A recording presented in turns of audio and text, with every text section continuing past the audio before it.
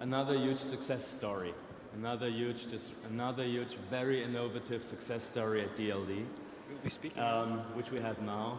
Very much looking forward to this session on television, initiated by Jason Kilar, the CEO, and you should say founder of Hulu. Who knows Hulu already? Who wants to have Hulu soon here? You have fans. I'm very happy before Jason Kilar comes on stage to welcome Owen Malik, who will interview him of GigaOM, the founder of GigaOM. Welcome, Thank you. Owen. And Owen is the first time moderating at DLD, and we are very happy that you're here, because you're also very influential and someone who looks very closely at the digital industry for a while, and especially into broadband and television. How long are you in the Valley now? About 10 years in the Valley, writing about tech for about 18 years. 18 years. Yeah. And then I wrote about internet before it was fashionable. So. Really? Yeah. And then you created your own kind of site. Yeah. Which is GigaOM. Yeah. Everybody knows it in the industry. It's I hope. Yes, absolutely. And we're very happy that you're interviewing Jason today. And maybe just 2 sentences about Jason before we should know, actually. You know, Jason worked at Walt Disney and then he worked at Amazon. And before he joined Hulu, I gave him a lot of hard time before he started at Hulu. And I described Hulu as Clown Co., a company which will never work. And he made me look so bad. In my books, he is what I think is the Tom Cruise of technology. He had a mission impossible, and he made it happen. So, in my books, he's pretty awesome. Welcome Jason. to Tom Cruise of technology, interviewed by Owen Malik. Great. Thank you. Bravo.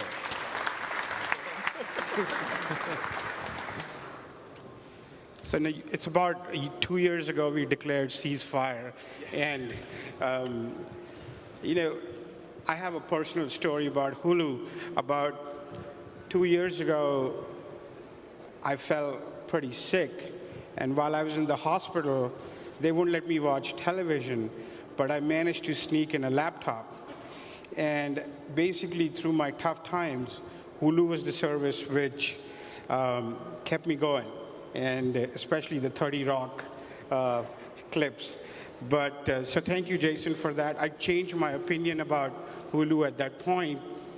And 2 years later, I want to ask you, what is Hulu now, and what is the role Hulu plays in the video ecosystem? So 2 years in, it's still very early. When we got Hulu going, as you referred to earlier, we knew that it was going to take a while to build something special, and I still think that that's the case. We couldn't be more excited about the results so far, but I still think that, you know, if you were to jump in a time travel machine and go 10 years in the future, you'll look back and think about 2010 as very, very early days for internet-delivered television and premium content in general. So we couldn't be happier, but we also know it's early, and we're in it for the long haul. And then in terms of where Hulu is in the ecosystem of premium content, I think that one of the reasons why people are responding so passionately to Hulu is that we represent the way that media should be, which is the fact that I think it's so surprising to me that the media industry has been around for 50, 60 years in terms of television, and consumers are just now getting the chance to be able to watch what they want, when they want, how they want, and that's extremely liberating. It's an extremely customer-centric view of the world, and that's all that we're about. So that's our role, which is to push that envelope further and further and further. It's an interesting time in the industry also, because you have more competition now. You know, guys like YouTube are going towards premium content. You have services like Netflix and iTunes and Amazon, your former employer, coming out with their own on-demand premium services. So it is a pretty competitive landscape. And at the same time, you have your corporate parents, NBC and Fox, which seem to be a little bit more conflicted about Hulu and what Hulu represents. So tell me a little bit about that. So on the two topics, the competition and then investors, so you're absolutely right. The level of competition is only going to get more intense. That's something that we certainly anticipated, and we're very comfortable doing that, by the way. We have the right to nothing. We have to earn everything that we get. And so whenever you have a very interesting, sizable market, you're going to have a lot of competition. And the bigger the market, the stronger the competition is going to be in terms of the companies that you just listed are some of the most talented companies in the world. That said, we feel very, very good about our position and what our strategy is. And most importantly, we feel strongest about our culture. We think that at the end of the day, the thing that defines world-beating companies is unusual cultures, and we're very focused on our culture. So in terms of the competitive landscape, I think you summed it up very well. In terms of the investors, you're absolutely right that when it comes to a content creator, they invest billions of dollars in creating great stories, whether it be Lost or Family Guy or 30 Rock, as you mentioned. And the decision that they then have to make is how best to monetize and generate a fair return on that investment. And there is no doubt that what we represent in sometimes is in conflict to traditional existing businesses of our very investors. That's the nature of the world we live in, and thankfully we have folks like Bob Iger, Jeff Zucker, and Chase Carey sitting on our board who can actually be at a level where they can see all of that landscape and make the right decisions for the long term. And so I think that's the way that we're navigating this world. I mean, do you feel that your corporate parents are that they understand the changing landscape well enough to kind of let Hulu run on its own? Because it seems like every so often you get conflicted or mixed messages. So, suddenly Lost was on Hulu, and then it's not on Hulu. And, same as with some of the Fox shows. I mean, that kind of puts unnatural limitations on Hulu as a company. Yeah, I think it's fair, but if you look at, I have to give a lot of credit to, and by the way, the way that I think about it is, those three companies are significant investors in Hulu, and the reason why I use that semantic is that it's very important for Hulu to succeed and thrive. I think that it was very important for me when I came on board to make sure that it was an independent sort of entity that with relative autonomy that had very important investors and board members, and to their credit, I think that's the way that they view it as well. And so there's no doubt that a lot of people in those companies don't come from an internet background. Their entire career hasn't been of the internet like it has been for me.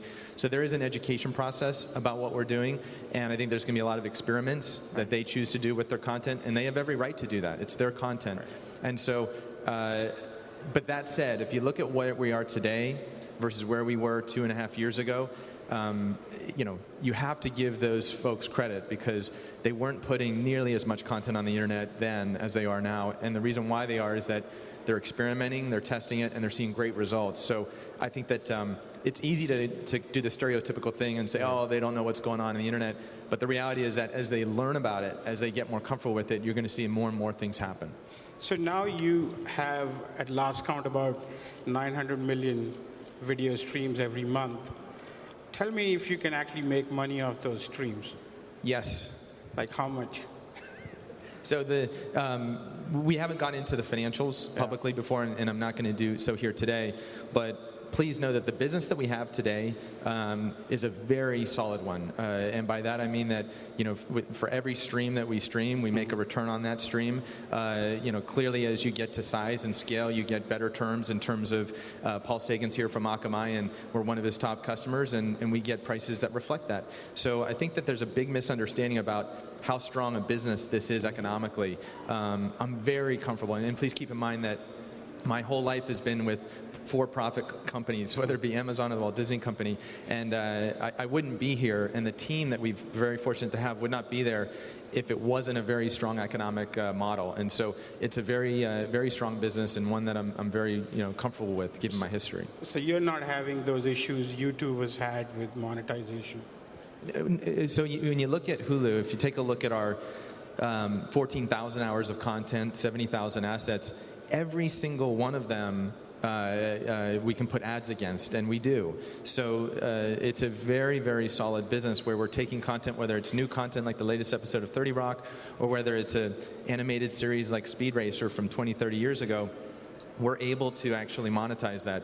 And we're serving over 420 top advertisers, global brands. It's a very, very solid business, and so that's the one thing that I think is, a lot of people misunderstand, is they don't quite understand the economics behind it in terms of what our revenue is coming in the door and what our cost of doing business is in return. How much revenue are you bringing in? A lot. Give me a range, like $50, $60 million a year, 100. There will certainly be a time where I'm happy to have that conversation with you. Right. One of the good things about being a private entity is that we're able to focus on things that matter to us and not manage sort of a lot of the external stuff. So you're not going to get a revenue number out of me. But you're just with friends. Nobody's going to know. Come on. That's it. And as they say, there's no time better than today, and there's no time better than now. The only thing I've ever said publicly about our financials are that we're ahead of plan. And I will tell you one thing, which is I challenged the organization. There was 4 of us at the company who basically said that we would shave our heads if the team exceeded a certain revenue number, which was a big stretch, well beyond plan. And you can see my hair is very much shorter than it normally is. Okay. And that's a result of that. Okay. Well, I thought you just got a haircut. So, talking about making money, one of the big things, why not make more money and offer Hulu Premium where people pay for a Hulu subscription service? So there is a lot of speculation out there, and by the way, no one at Hulu, myself or anyone else at the team, has ever said anything about Hulu's product plans. I'm a big believer that we don't talk about our product roadmap. I don't think that's appropriate to do, given the kind of company we are, and it's just our philosophy and our culture. That said, I do want to correct a misunderstanding that's out there, which is I've read a lot of things talking about people thinking, oh, there's going to be a paywall on Hulu and Hulu goes away, goodbye Hulu free and things like that.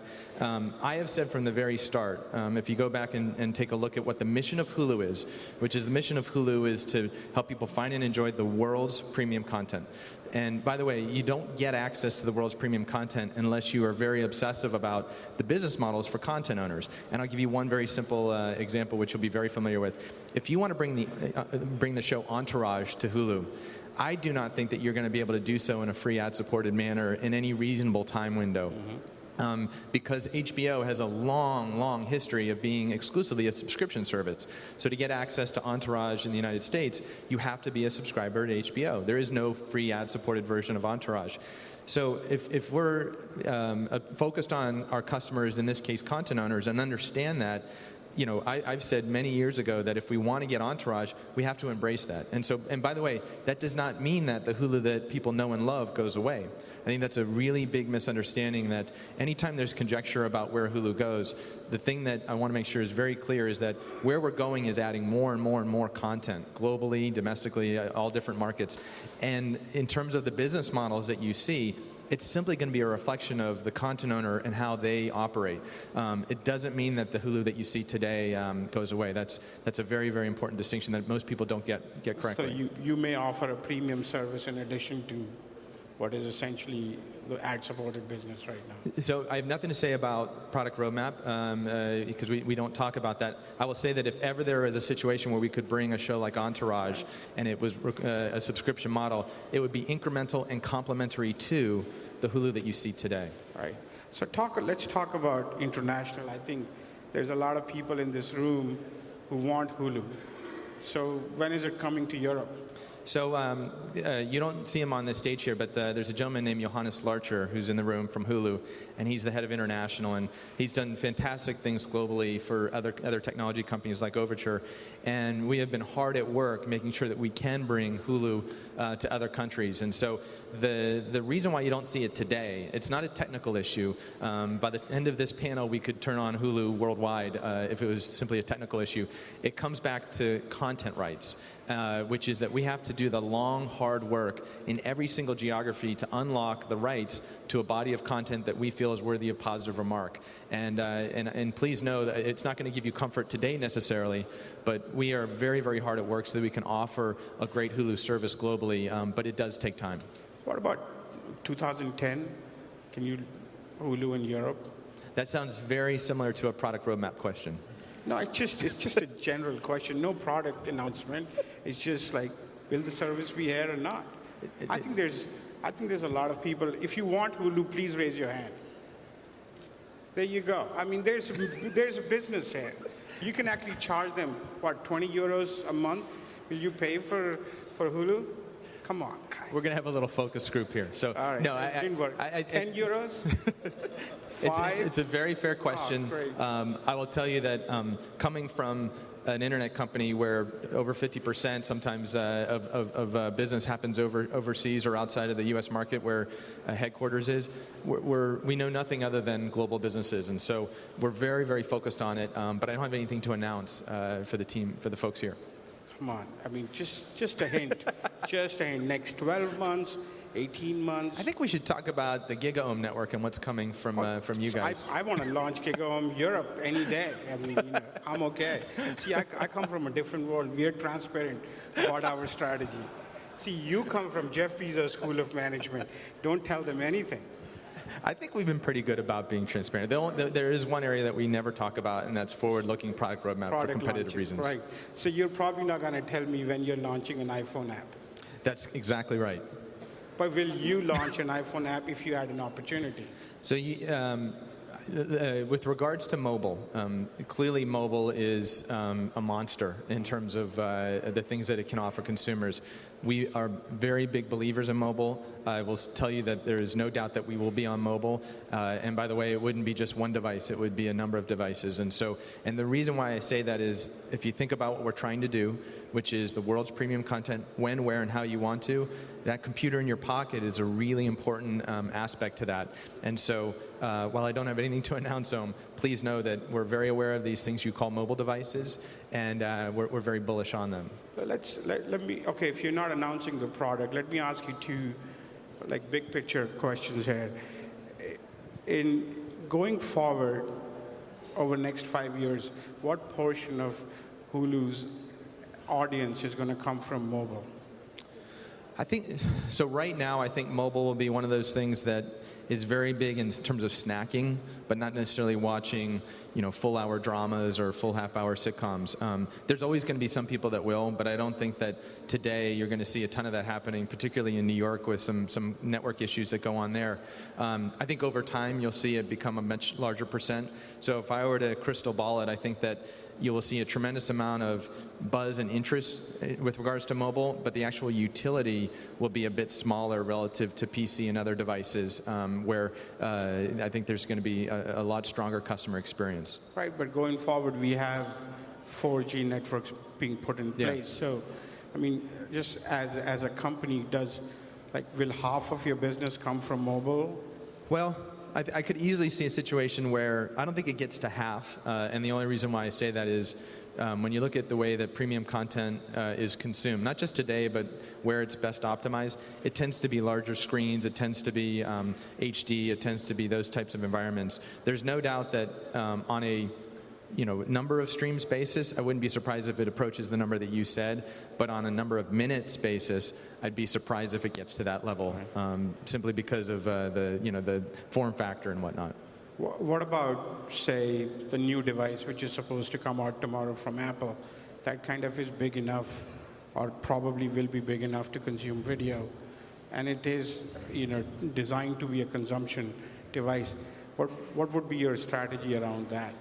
So not unlike strategies with other internet-connected devices, which is we're agnostic when it comes to the device. So whether it's a 10-inch screen, whether it's a 3-inch screen, or whether it's a 60-inch screen, those are all very good for Hulu customers. And so we're going to embrace them.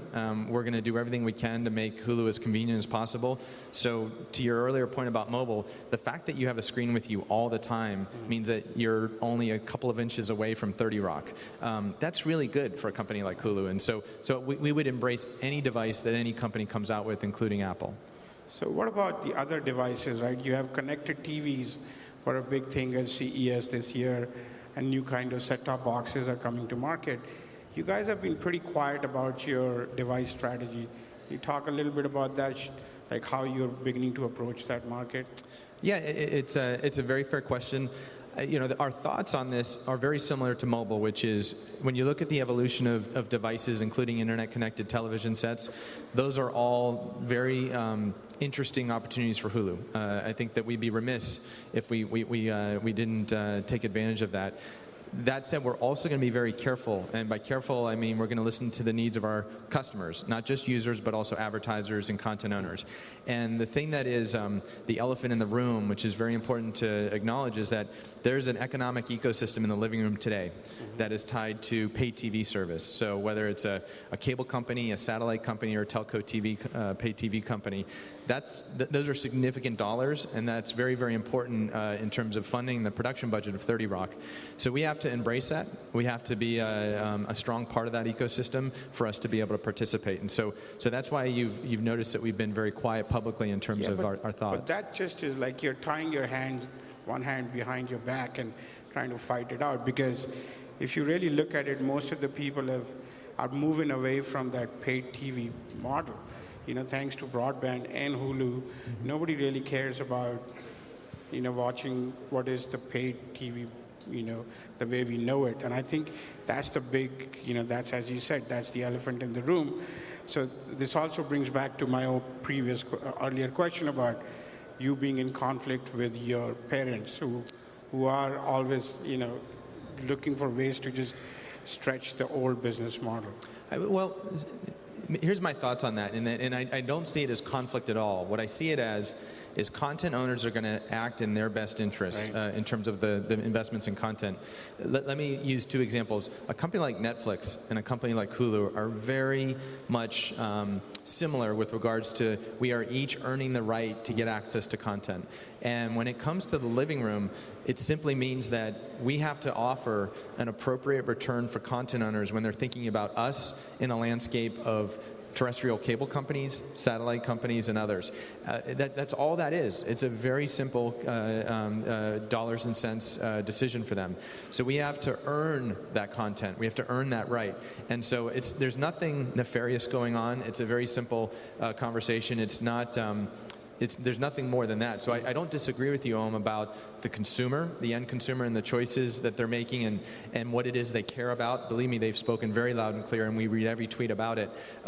But keep in mind that we're building this company for the long term, so we have to make sure that we've got the appropriate incentives for content owners. And by the way, we work with 220 content owners, not just 3 who are investors in Hulu.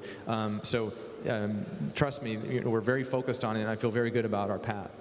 Right. So what is the biggest challenge Hulu has in your mind right now?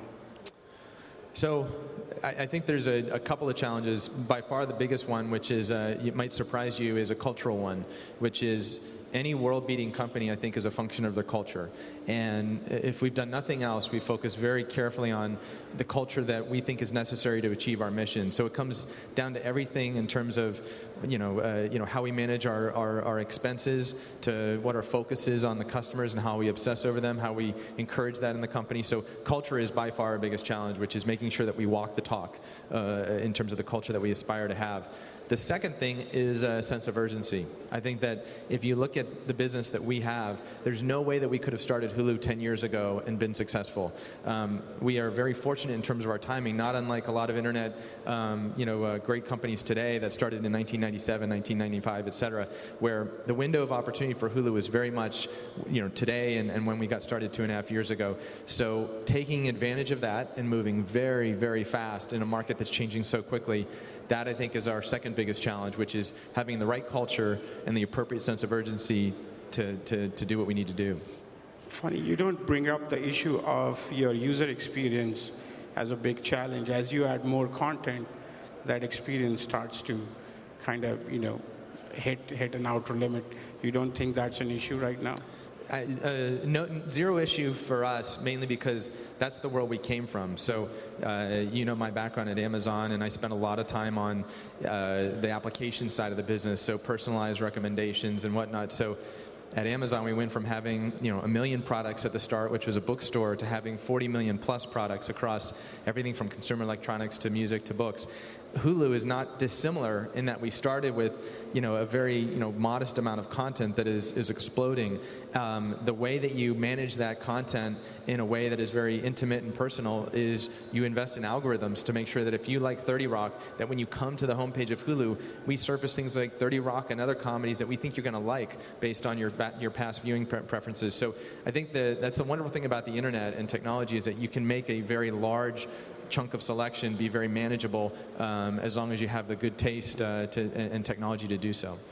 Last question, are you profitable? So that's a great question, but it's one that's about financials, and so you're not going to get an answer out of me. All right. Thank you, Jason. It was great talking to you. Thank you very and much. Maybe next year you can give us some product roadmap and share some details. Okay. Thank you. Thank you.